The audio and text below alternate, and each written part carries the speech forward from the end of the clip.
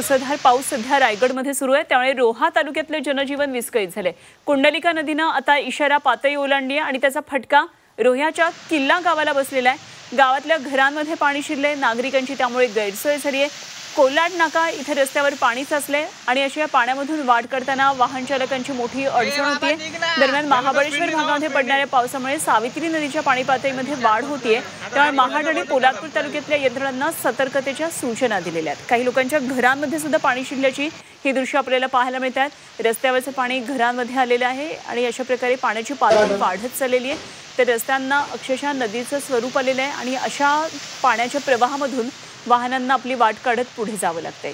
कोलाड नाका रस्त्यावर पाणीच पाणी झालेले, त्याची दृश्य आपल्याला पाहायला मिळते।